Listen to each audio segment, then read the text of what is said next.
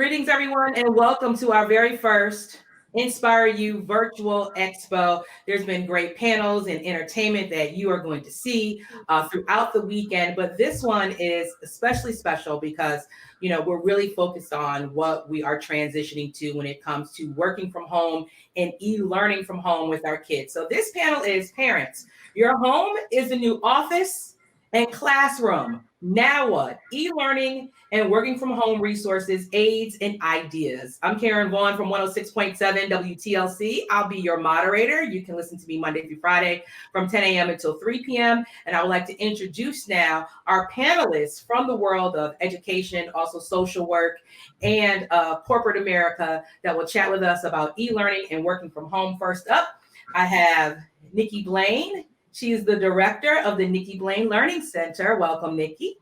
Welcome. Thank you for having me. No problem. We have Raimeka Graham. She is the principal of the Deer Run Elementary School, Pike Township, and also a board member of the MSD Wayne Board of Education. Welcome, Raimeka. Thank you. Glad to be here. We have Wendy Cyrus-Herndon. She is the regional director for Marketing One, the parent company of Radio One. Welcome, Wendy. Hi. Also, Angela Levingston. She is the a clinical social worker with Community Health. Community Health, welcome. Hello, my pleasure. And Ontay Johnson, the executive director of Empowered Families, an organization that helps families advocate for their children. Welcome, the five of you, to our panel today. Thank you. So, as I was prepping for the panel this morning, I came across an article that was in the Washington Post. It was from November 26th, so it was last week. And it talked about remote learning is leaving children sad and leaving children angry. Rising emotional tolls that are hitting our youngest students hard. And, we're into this now 9 months. So it's been a difficult transition and pivot for many students as well as parents. But we'll start with the students first.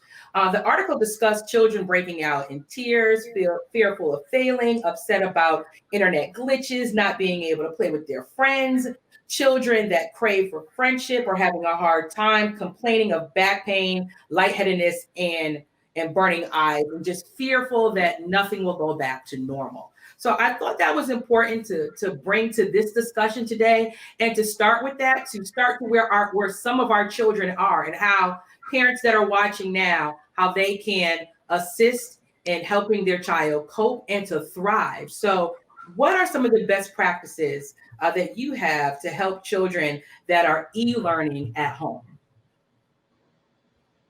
And any one of you can start. I'll be the first.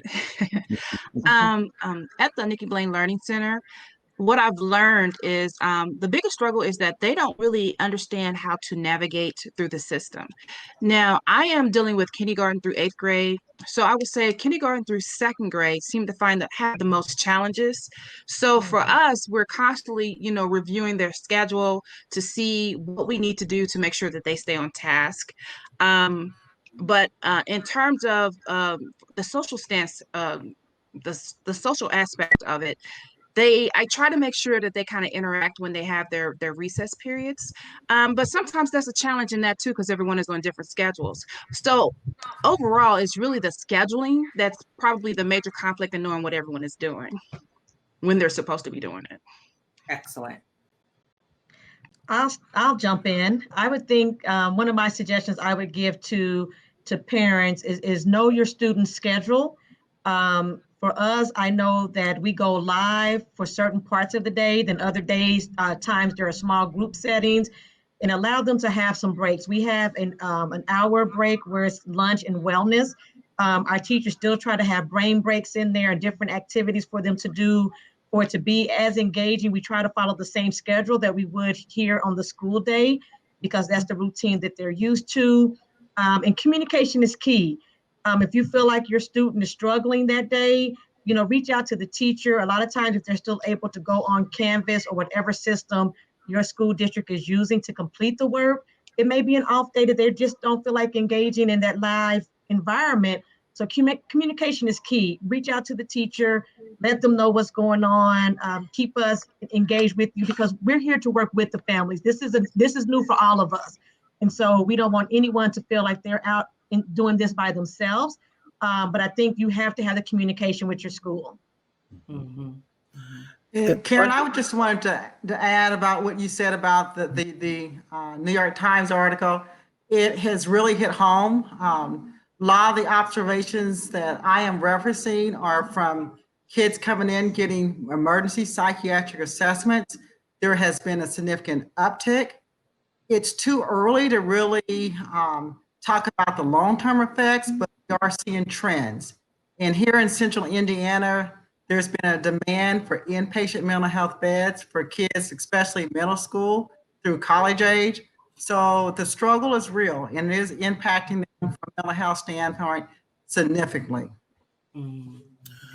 If I could just add, I'm getting a little feedback. It's interesting. What I heard from one mother in particular, she said empowered families or an empowered parent can empower their children. More often than not, we know that children, not all of our babies are in healthy environments, right? And so if the environment isn't healthy, that's not conducive to our babies winning at home, that they're able to focus. I would suggest that having structure, making certain that, everything is structured as they're used to in the school setting. I'm happy to say that the Mind Trust started these what we call community learning sites, and it's an opportunity for parents who may not have the ability to stay home and work with their children. And so we have this opportunity where we have sites in different parts of the community to benefit parents. And we also know that not all homes are conducive to our baby's growth. And so the safe haven, in some instances, are in the schools. And so being that they're home, just trying to create some structure, some boundaries, assist our families and our babies to get through these very difficult times. I think someone mentioned earlier that this is new for all of us, and but together we'll fight through. We're used to not pandemics, but we're used to dealing with challenges, and we've become pretty successful as a people getting through tough times. So I know what the statistics say, but I also believe that together we'll get through this. Yes, excellent. And Ontay, you talked about having a structured schedule. Now, are there times to where, especially with e-learning and sitting in front of the computer most of the day, to where your schedule will be a bit relaxed, especially, per child and what a child would need? Yeah, great point. So we know that our babies are different. I have 3, and they're adults now, but all of their styles, learning styles, their abilities, they're different. And so how do we know when, and I think someone mentioned, when, like today, Dad, Mom, I'm not having e-learning. And so let's go take a brisk walk. Let's go, to the park. Obviously it's a little colder now, but what can we do to break up and mitigate those moments when our babies are feeling that pressure? And then also, let's just be real. And I know this is about our children, but we as adults, we're dealing with some things. And so obviously all of those emotions and those challenges, it cascades down into the home. And so I would just say that maintaining, eating properly, exercising, just breaking up the day, that structure, I think all of those things help our children as well as us as adults. Because guess what? If we don't have our mental health in place, how we're going to help our babies. You know, folks, not everybody has work. They're stressed about bills and all these other things. And so, but again, together, I believe we'll get through these difficult times. Mhm. Well, what I did was, for my son, because he's a first year of high school, was got together with 3 other parents, and we pod our children. So there's 4 boys. They're all really good friends with each other. They all played football together, and we pod them where one parent takes the boys every other day to their home. They're picked up, dropped off. That mom makes breakfast, lunch, and then drops them off, or the parents pick them up after. So it keeps that social aspect for all the boys, because they're the same 4 boys that play video games with each other online and everything else together. That, you know, they used to go play top golf, or they used to do things together. So we still keep them together socially and that's really helped, because that's my quiet one. He's the reserved, quiet one. So I found that really helped him come out of it a little bit better. I just wanted to add that what the parents and educators are sharing is wonderful, because one of the things that we know with diversity, it's an opportunity to build resiliency. And young kids, even adults, can look back on past experiences and draw from how they're going to handle the current situations. And so that every time we look at a challenge, also look at the opportunity for growth and learning. Now, one of the things that I've also noticed, and like I said, a lot of my observations are listening to the students, because they come into the state for the crisis assessments, and they're not in their best mental state and functioning. And so I feel like it's my role not only listen to parents, but listen to the students who are coming in. And one of the things that I've noticed is things are disrupted. Their natural support system at school is disrupted. At school, they come in contact with a lot of adults. It may be the custodian, it may be the principal, it may be the nurse, it may be the band director, the cafeteria worker that does these daily check-ins. Those things are gone. The other thing that we've also noticed with the disruption is forming their identity. They need some time, especially middle school kids to college age. They need that separation time from their parents. And unfortunately, that's just not easily accommodated. And then also they need that time with their peers to start forming their own identity. And then the other struggles are extracurricular activities. Those things are also disrupted.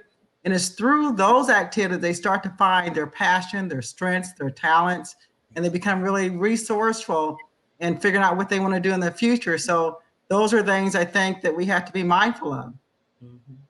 You know, and on that point of, you know, connecting, you know, with other school administrators that you may not see every day, from, you know, the band director, coaches, and so on and so forth, and having that socialization from field trips or just getting out together on the playground. What are some things that parents can do at home with their children to kind of break up the school day, as well as help them discover some of their passions and tap into things that they're into, so they have a different opportunity to look at the world and look at themselves?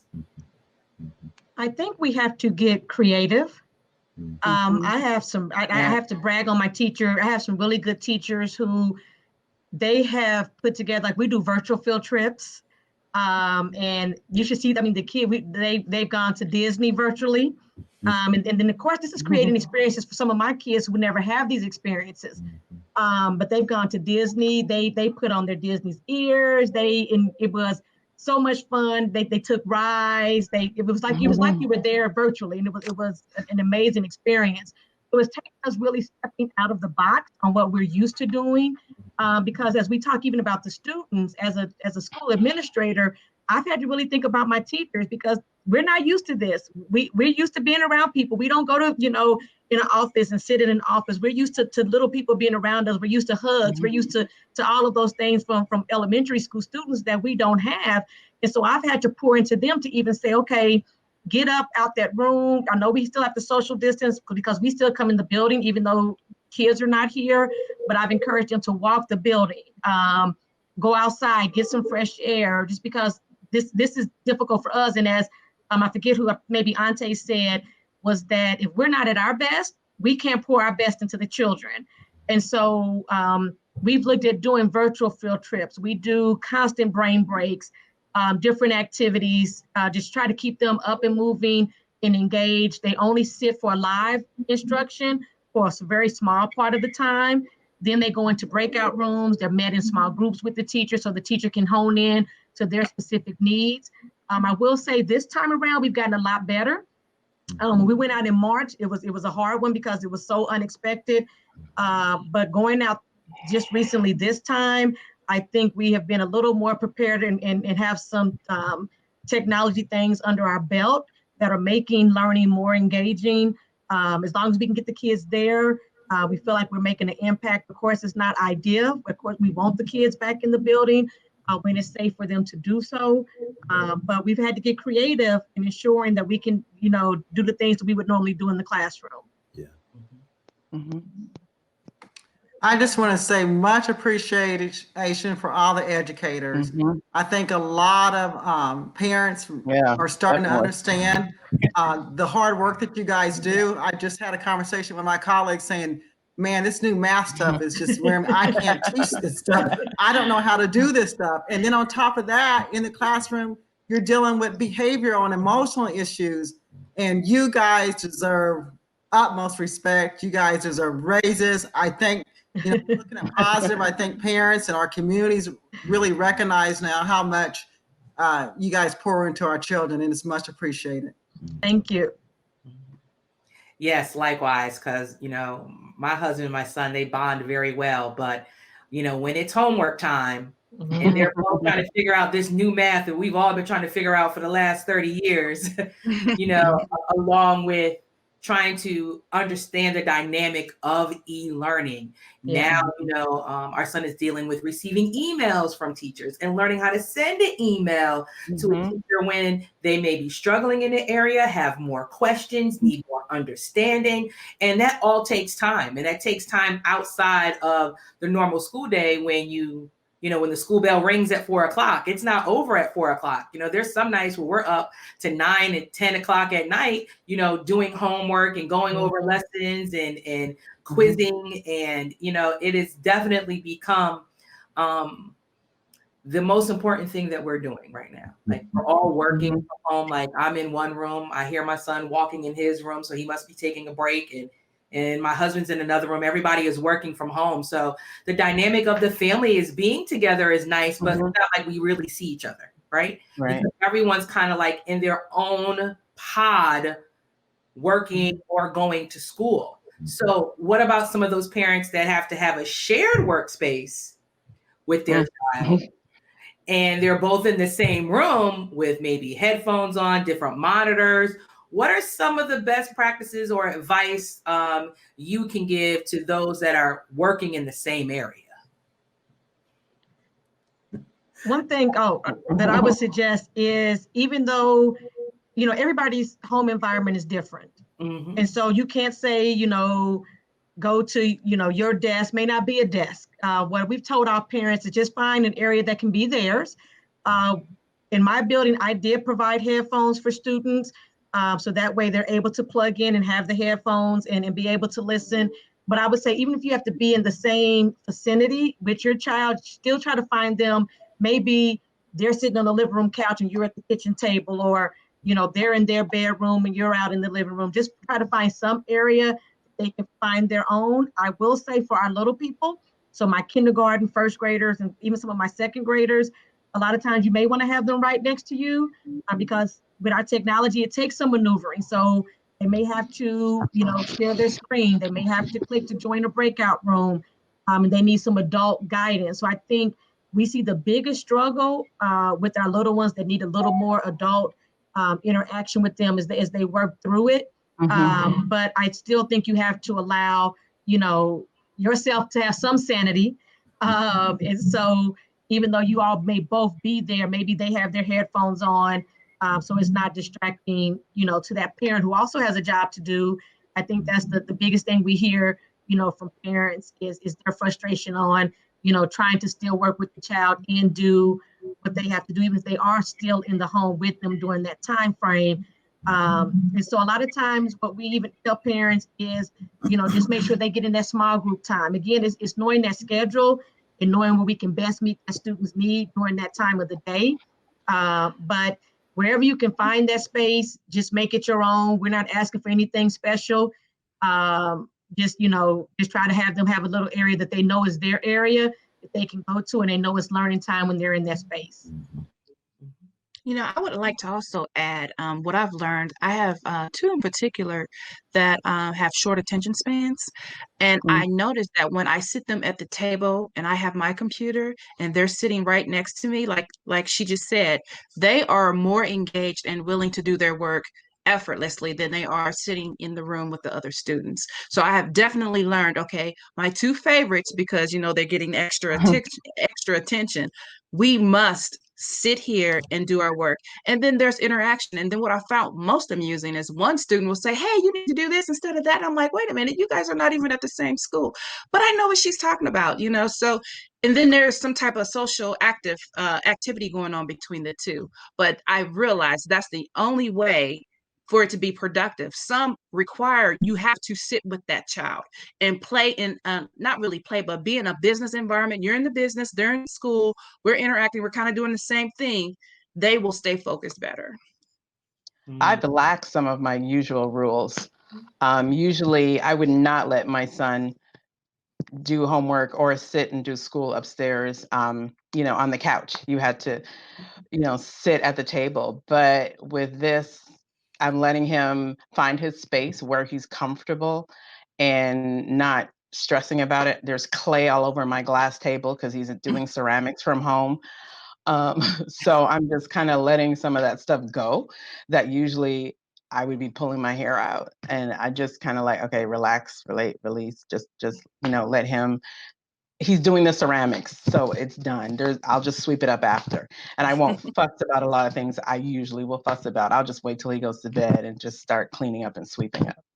So I just found, I think I had to learn how to relax a little bit more to make them relax a little bit more and them more comfortable being at home, letting them know that I'm in this with them as well. I was It's so glorious to realize that we can adapt to situations. I know for us and our family, when our daughter came home from college, back in the spring, it was a challenge. My husband's trying to work from home. She's trying to work, and she's the type of person that needs complete silence. And so it's difficult to get complete silence in the house. So there were times when she had exams that my husband and I would just drive around the neighborhood, didn't have a place to go, a lot of things were closed, and give her that time to be able to do that. The problem for me is that I'm working in a hospital. I haven't been afforded the opportunity to work remotely. So on my days off, I'm left to kind of be the mediator and try to do a way that we can come up with a schedule. So one time daughter had to use a desktop, husband had to use a desktop. So I said, you guys, you had someone said it earlier, you have to communicate. So if you have to post a schedule outside the wall, the door, post the schedule and try to stick with it and try to talk directly to each other instead of having me be the mediator, because there's times mental health. When my days off, I need my break time. Sometimes they'll come looking for me because I'm walking on a 4 or 5 hour walk. Where did you go? Like, I need a break. I was on a Zoom call this morning with a parent, and this was a business meeting, but obviously the children are at school, and the son needed some time, and so she just said, "Hey, come on in here with me," and he sat next to her, and she said, "Do you need 30 seconds?" And he was like, "Yes," and so she said, I'm going to pause for a minute, Ontay. And so she did. And then later on in our meeting, she said, "Okay, now I need 30 seconds. Okay." And so he gave her 30 seconds to, finish up our conversation. But it was just, it was nice to see she didn't lose it. she could tell that he was, at that moment, like, Mom, I need you to be quiet. And so it was just refreshing to see them working together in that moment. And the way she handled it, I thought was awesome. Yes. We talk about how we're all transitioning and coping and pivoting with being home and working and being productive and making sure the family is okay. And everybody has their level of anxiety and need to have their moments to where they need to, as someone said, relax, relate, release. And every time I hear that, I laugh because I think of Whitley, but it's just so true. Relax, relate, and release. And I've been telling so many of my friends, we've been having conversations like, I'm used to being more productive. I know my children are used to being more productive. I have 15 things on my list, and today I only could get to 8. And, my thing is just learning to be patient with yourself, like understanding it and acknowledging it, but being patient with yourself, because it's not the same world and you're not dealing with the same things that we dealt with a year ago. And, our mental strain is part of the process as well. And to recognize that and understand that. And Angela, I wanted you to kind of speak to that as, we talked in our pre-call about children having anxiety about having the camera on. And that's not something that some of us even thought about, like, wondering how they look and wondering what other people are thinking of them. And they're not necessarily taking in the lesson of the day because they're focused on what they look like on the camera opposed to work. But that's an everyday struggle as an adolescent. Yes, can you imagine? First, when I started doing a lot of kids coming in for those emergency psychiatric assessments, kids who generally had some anxiety, I thought, this would be a wonderful opportunity for them to be able to identify their strengths, not in the school setting at home, but I found just the opposite. Students were telling me that their anxiety level just shot off the roof because they were so concerned about what other people were thinking about, just having the opportunity to stare at them the whole entire time. Other people who are not as, has the anxiety, but they're constantly worried about how they're going to look on camera. I've had some students, include my own college-age daughter, said she would look down and all of a sudden the professor would say, class is over. It's like, class is over. She didn't catch any of it because she was so busy focusing on the camera. And it can be debilitating. And that's one of the things that kids are telling me, is that they're starting to have the avoidance behaviors where anything that's associated with school is so anxiety producing that they don't want to do those activities. And that's not only turn on that camera, that's also doing the homework, because every time that reminds them of school and producing that anxiety. So it can be very destructive, not only from the mental health, but disruptive to the learning process. Angela, I mean, think about it. If you're in I'll go. Oh, I'm sorry. I was gonna say, think about if you're in the classroom, there's 20, I'm gonna say 25 students in the classroom. You go in, you feel like you can hide in that environment. And sometimes if you're that quiet one, you really can, because you sit there, and unless the teacher is very intentional on ensuring that they call on everybody and engage everyone, someone who's very quiet can sit there and sit their whole class period and not even get called on, not say a word, and class is over and I leave. Where in this atmosphere, you see the pictures, everybody in their Brady Bunch, box, and, no matter what, you still will feel like everybody's eyes are on you. So I totally get that feeling of all eyes are on me in that setting, as opposed to in the classroom, because you can go in a classroom and feel like you can kind of hide in that environment. Now, I have a question for Angela. I have this one particular student who has a short attention span. She'll get up, start dancing around and doing TikTok. And I noticed that the teacher will like knock her out of the class. I don't know exactly what she do, but she disconnects her from the class where she's no longer in class. What can be done to help her maintain her position in her chair?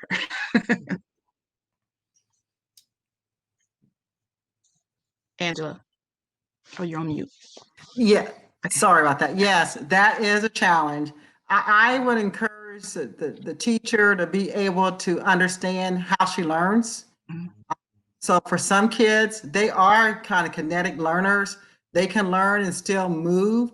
And maybe this is a child that can benefit from doing a couple of things, doing some body movements throughout the day, and giving that kid also opportunity to have a little bit more breaks during the day so that, she can get some of that energy out so that she's better prepared mentally to learn. So those are some of the things I would suggest. Okay. Nice. Thank you. When we're talking about finding ways to help anxiety, I want to go back to one thing that Ontay said earlier, that empowered parents empower children. So those parents that are perhaps working from home or actually going into work and their child are working from home. Angela, what are some of the things that parents can do to help with their anxiety so they can help their children? Well, one of the things is parents realize that our kids are watching us, particularly in difficult times. They're looking for us for the answer. So just be mindful of your language that you're using with kids, because they're picking that up. And I think sometimes as parents, we forget that, particularly when I'm doing my crisis consults, parents will come in and say, my kid never speaks like this. I don't know where they get this language. And fortunately, it's not long in the session that the parents are speaking exactly the same way that the kid, whether it's learned behavior. So you really have to be careful. Also have some self-compassion of parents. We're not perfect. We don't always have all the answers. And there's sometimes that we're gonna fall short, but just be mindful that we're trying to do our best to be able to meet our kids' needs in the midst of being able to try to take care of our own mental health. Being knowledgeable about when you know that you're kind of at that tipping point. For me, I'm generally not an irritable person, but when I start to notice that things that normally wouldn't bother me all of a sudden is irritating me, it's time for me to take a break. And my go-to strategies usually is to exercise, take long walks, and to read. I like the idea of exercising or walking because it gets that energy out of your body, of that anxiety, because it can have you geared up and edged up. And then also reading, because it has that distractibility. You can escape for a moment from your situation and be better prepared to come back to deal with what you need to deal with. And Wendy, I like to call you Miss Super Organized. You're organized head to toe with everything. Wendy has these lists that everything is broken down to where there is nothing missed. So, you've been working from home for a little while. You're juggling multiple cities and multiple markets. What are some ways that you troubleshoot staying organized and focused at work, at home? What are some tips you can give some parents? I usually in the morning I work out. Like Angela said, I work out 8 o'clock Monday through Friday, first thing in the morning. Then I work out at 8, and then I go back to work. And I start with my notebook and everything that I need to get done for that day. I have it all written out. And as I go through the day, I check it off. And if something falls through or I can't get to it, I'll move it down to the next day. I'll have the next day already planned in my book. Like it will say Tuesday, Wednesday. So if something doesn't get done on Monday, I will move it to what day I think I can get it done. And that's helped. And I also, with the kids being home, because I have my husband and 2 boys, and at one time it was my daughter that was home here from New York. I meal prep plan on Sundays what the meals are going to be for the week, and I meal plan dinner and lunch because they think this is a cafeteria and they are really at school. And during their break, they come down and I become the lunch lady.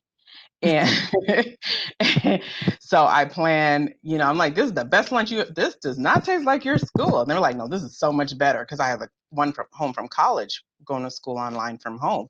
So I meal prep my lunch and meal prep my dinners for them, and even breakfast sometimes. They make their own breakfasts, but I plan everything and make sure the fridge is stocked and everything's full. Because at first they were interrupting me all the time. And I'm like, okay, I got to get rid of the interruptions. And I bought lots of snacks. Fruit snacks are your friends. Mm-hmm. So if, they want a snack, they want something to eat, they would just come down and go and get what they need. And I had to kind of refocus myself, because at the office, I have a huge whiteboard with everything written on it. So now my whiteboard has become a pad, a pen and paper, good old fashioned pen and paper. Mm-hmm, mm-hmm. So, during this time of working from home and dealing with different coworkers and so on and so forth, what are some things that you can help those working from home and dealing with conflict with coworkers when everyone is so distant? Is that for anybody? Or for me? I was leaning towards Wendy, but okay. That's hard. You know what? I found that I kind of do the one-on-one, because when you're on a virtual call or a virtual meeting and you hear something that really is unacceptable or crazy, you may say something in the moment, but afterwards you're going to have to go back and revisit that with that person. And really, because you are going to have to still deal with it. But I found dealing with it after the fact. And if it came through on a text, I don't even reply on a text. I would just pick up my phone and make that call, because that person need to hear your voice. They don't hear your voice through the phone. And that's one of the things that I think a lot of people need to stop doing during this time. You have to pick up the phone and you have to talk to people, because when you pick up that phone and you hear a baby crying, you know what that text meant. You know that they were probably going through a bad minute. And the first thing should be, hey, are you okay? I hear the baby. Everything all right? Do you need any help? And I think that's one of the things that we as professionals have to do. If we get, a really odd email or a really odd text, is to pick up that phone and call that person, because that person could be honestly in distress. Mm-hmm. Mm-hmm. Yeah, agreed. And Angela, when a parent or an adult are just feeling overwhelmed from work or not being able to be as productive as they once were, and it's a different dynamic for parents too. Just like kids are able to go to school and they're in class and they're with their peers and you hang out, in the lunchroom at work. Now it's just you. And that's not something that many adults are used to as well. They like to socialize. They like to kind of hang out, maybe after work drinks or after work get together. And none of that is happening anymore. And they just feel very isolated at home. What are some things that parents can do or adults can do? Well, one of the things is recognizing the cause of the lack of productivity. Is it due to the fact that you're not getting adequate sleep? Is it due to the fact that you're distracted with other responsibilities that you're having at home? Pay attention to that. There's just some general things, and Ontay talked about it, is about just basic things to have our best outcome, no matter if we're going through stressful times. But generally doing those things to make sure you're getting adequate sleep, that you're eating nutritious meals, that you're exercising regularly, you're having that time to with your support system, whether that's your coworkers, because they can give you some insight, your friends, they can kind of put you back in check when you're like, no, girl, you're tripping out. That's not what that is. Having some of those things to get you back on track. And I always say is that when people are dealing with stressors, and I think we all do, the difference is there are people who know how to find effective ways to cope. And there's people who find maladaptive ways to cope. So be mindful that if you're doing those maladaptive things, it gets you in a really dangerous zone. It doesn't support your overall physical or mental health well-being. Those are things like drugs and alcohol, self-harm behaviors, those things. Be really mindful of that. There are some things, sometimes we struggle just throughout the day and we just need that little lift of what that may be. It may get on your phone and listening to one of your favorite jokes and laughing. That can be so cathartic to be able to laugh. Sometimes just a quick vent with a coworker can help you kind of get back on track, or a friend. But be mindful of the venting, because it can be perceived as negative behaviors, and some people are worn out by that. But if you feel like it's a short period of time, it's productive, gets you back on track, it's okay. So, and then just doing little things for yourself, those self-care items. And those self-care items, the more effective they are if you can use all of your senses. Sometimes I've noticed here lately, I just take a candy break. I'll schedule one. It seems like when you start to schedule something, you start to look forward to it and the anticipation, and it seems to work a lot better. Like I can get a piece of candy, I'll savor the whole thing. I'm looking at that, touching, I'm feeling it, I'm smelling it, and then I'm slowly putting it in my mouth and just experience that, because it gives you an opportunity to have appreciation for just that moment. Nice. Yeah, my thing is lavender. It can be a lavender candle, Fantastic. lavender It's oil. good. I'll throw it all over the room, just everywhere. I just smelling that just calms me, relaxes me, and I feel like I'm at the spa. It does wonders. It does wonders. Well, I think this has been an amazing conversation with you guys, and just, thank you so much for being here today, as well as what you do on a day-to-day basis, with your own children, with students that you work with and the families that you work with. They definitely need you and need you to help them persevere through these different times. I don't want to say difficult, because I don't want to hold on to like the negative word. These are just different times, and we all just have to continue to be patient with ourselves, to be patient with the teachers and educators, and be patient with our children, because at the end of the day, they're transitioning to something that's different as well. It's out of the norm, and they just want out. So, just thank you for helping the children in the Indianapolis area and the parents in the Indianapolis area and everything that you do. And I wanted to close out with something positive. One thing that I've been doing is just celebrating 31 days of gratitude, just being thankful as we wrap up the year, right? Mm-hmm. So what's one thing that you have learned through this COVID-19 transition process that's positive, as well as, or what are you grateful for? I'll start. One of the things that I'm so grateful for, my husband and I, we lived apart for many, many years. And now we're back together in the same household. And I'm so grateful for that time. It looks like we kind of all of a sudden in 8 months made up for all that lost time.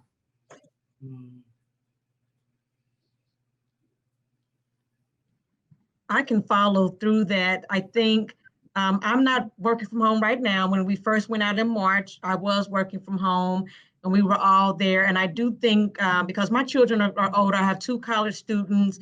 My youngest is an 8th grader. But that time together, I think we had all gotten so busy. I'm busy in my work life and in the community that every time you looked up, I was headed to a meeting.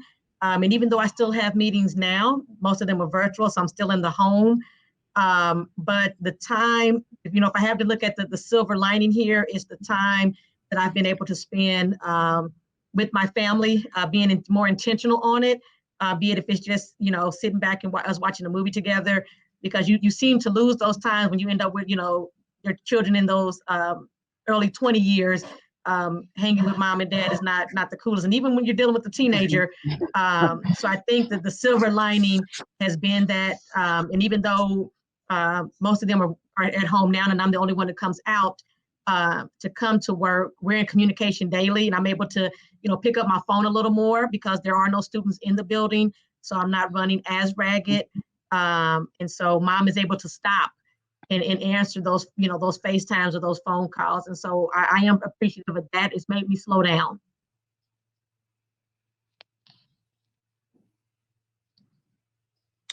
So I'll jump in. I'll say 2 things. I'm grateful to be able to reflect and to refocus. If nothing else, I feel like everybody has definitely been able to reflect and refocus on what's important and things they need to take care of on a daily basis, especially if you have a family and you have children that you have to tend to and continue to move forward in this world. And for everyone to kind of glean on, I would love for everyone to just stay focused. Stay safe and think positive. That's really what we need to do in moving forward into 2021.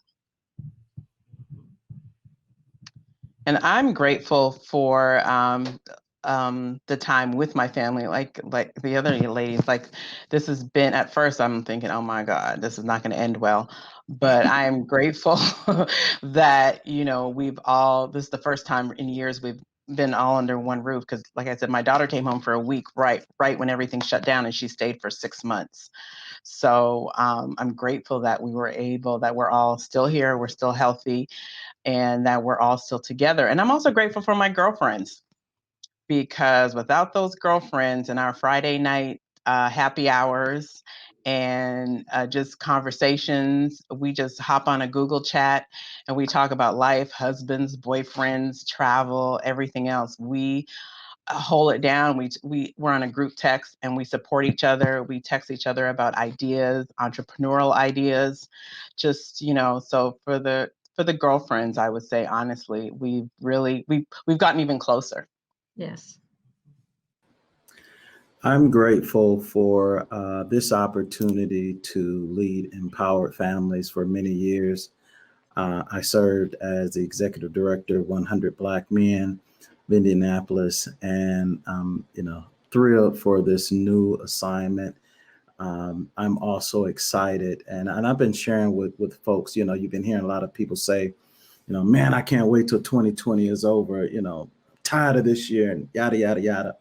And I've been trying to encourage people that don't miss out on what you're supposed to get in this season. Someone mentioned just reflecting and being grateful and being mindful of how you're showing up with people during these difficult times. And so I'm grateful that none of my immediate family has experienced COVID. I do have some family members in other states that have, but they've come through it. And I'm grateful for you, Queens, today. This was a great conversation. Thank you for this opportunity. And may the rest of this year be blessed for you and your family as we march into 2021. I'm expecting some great things. Well, thank you all for that inspiration during Inspire You, our virtual expo. And please encourage others to tap into the various panels that we have on education and building your finance and being a pandemic power couple. There's just so many things that you'll be able to do and see during Inspire You, our virtual expo. And thank you to all of our panelists, every last one of you. I appreciate you and everything that you do and you'll continue to do. And may everyone have an amazing 2021. And as we wrap up 2020, have a great holiday season.